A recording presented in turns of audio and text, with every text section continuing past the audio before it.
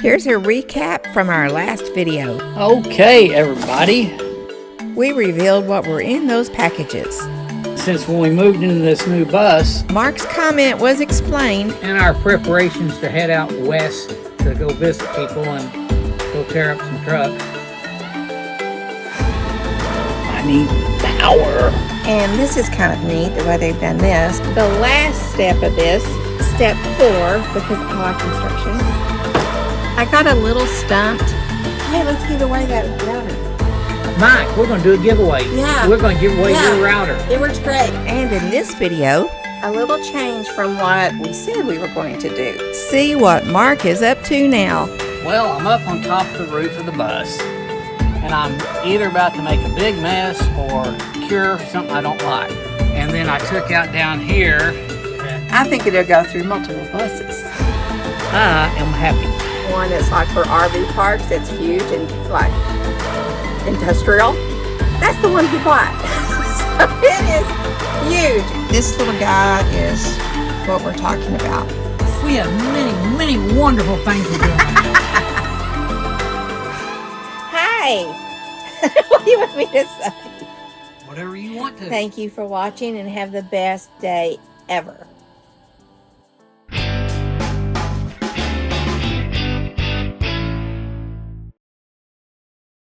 Picking up from last week's video. Okay, we finished the setup of the new Peplink router, and it's working.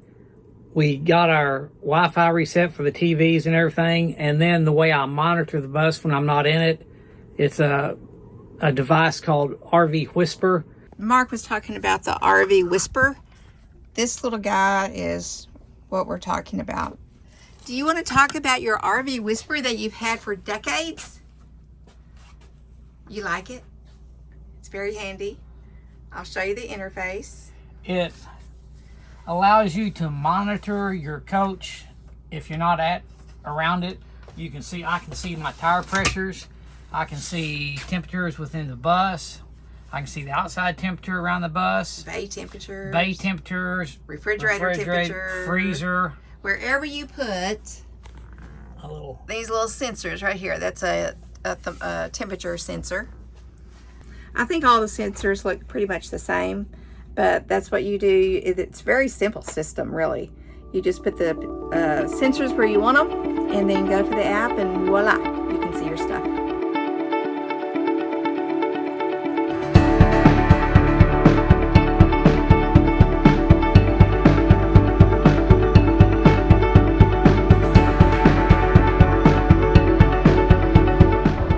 Axel. Hi there. Hi, baby. What's she doing? Here's something fairly new. It's the hype button, and you'll only see it the first 7 days after I drop a video. You can hit that button up to 10 times. We'd really appreciate some hype from you. This bus came with the KVH satellite dish and one of those Winegard Trav'lers for DirectTV and whatever. A little about what we're seeing on the roof. The KVH Track Vision is a satellite antenna that works in motion, so you're able to watch DirectTV or Dish. This one happened to work with DirectTV. Then we have the Winegard Trav'ler. It's also used for DirectTV or Dish services, but can't be used while driving. Then we have the Winegard 360. It's an antenna that picks up over-the-air local TV channels, so it's not a satellite system. It's just for local TV. So this one and that one, I've already taken the guts out of this one. I've got the dish off this one. The dish is off that. And I'm trying to get these off, but I think I've got the bolts loose. There's 3 little legs, so there's 6 bolts, but I think they put some glue in the middle of it, so I'm going to use some nylon string to try to cut through the sealant to get the base of it up and off, and then I'll go to town on that one.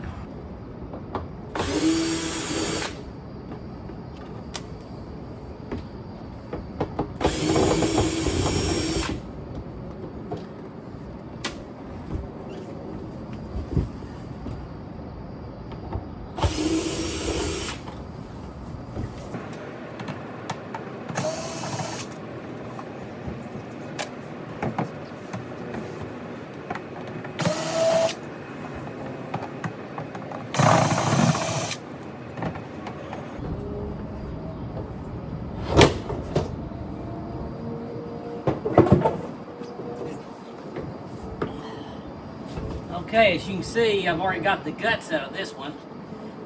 Oh, I gotta go back down and get a wrench to get these these nuts off. So I'll be right back with you.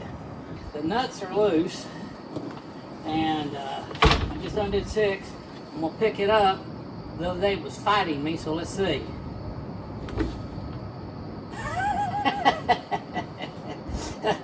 Guys, no fight whatsoever. It's loose.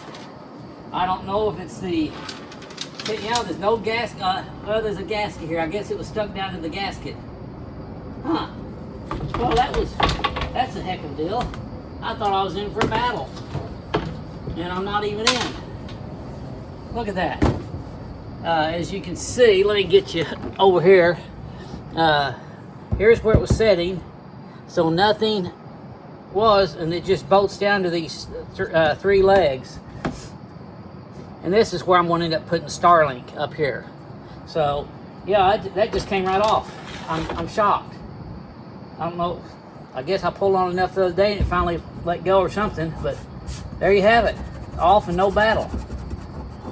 So I'll move on to that one in just a minute. Okay, now I'm moving on to the Trav'ler, Winegard Trav'ler over here. I've already gotten rid of the dish. I'm going to undo all these screws around that. This will pick right up. This plate I may have to leave for the time being, because that's going to be a lot of hole patching if I don't. But I can leave that there and get prepared for a StarLink. So I'll show you this in just a moment. Okay, as you can see, I've got the part of the dish that rotates off. I've got to go get some a crescent to get these 2 little nuts right here off, and a pair of dikes to come up here and clip these wires and get them stuffed back, and then I'll worry about the rest of this later. But I've got the most of it off the roof and gave myself a lot more real estate for a StarLink. It is just amazing what you can accomplish using a pair of dikes.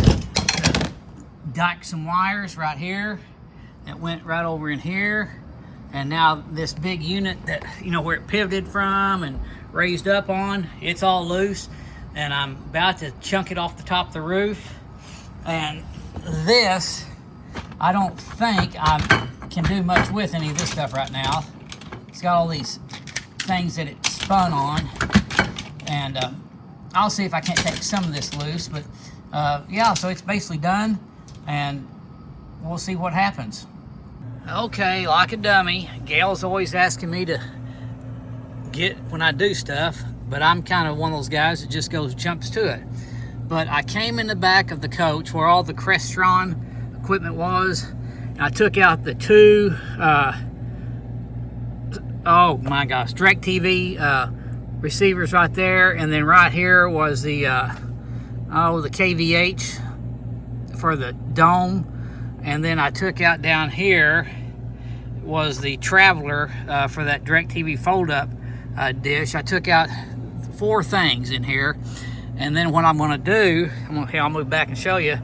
I'm either going to have all this the Crestron stuff either moved up and put shelves in down below for Gail and my computers to be able to be charged, and her cameras and things, or I'm gonna move that down and do it up top. So I'll let them decide how they want to do it over at Marathon, but I've created a lot of space here, and that's the end of my project on that. And there, the bottom 2 right here are the 2 receivers for DirectTV. That's the KVH, one's a power supply, and so took out 4 units, and my project is complete. Well, I just found out another benefit of doing my deconstruction of all my older satellite stuff. Before, this TV that's up front here in the galley or in the salon, you had to go through Crestron for your surround sound to work. I just turned on the TV just to verify I didn't unhook something I shouldn't have, and now all my surround sound's working without turning on my iPad to go through the Crestron. I am happy. Now I can just use a regular TV remote. That's an added benefit for me. a little change from what we said we were going to do. Mark talked about putting the antenna behind that television because there's a window back there. But we decided not to do that because once we looked back there where the window is, it's covered with plywood. So what we're doing now is this.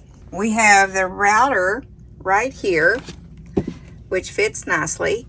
We use the little blade antennas instead of the one that we were just talking about.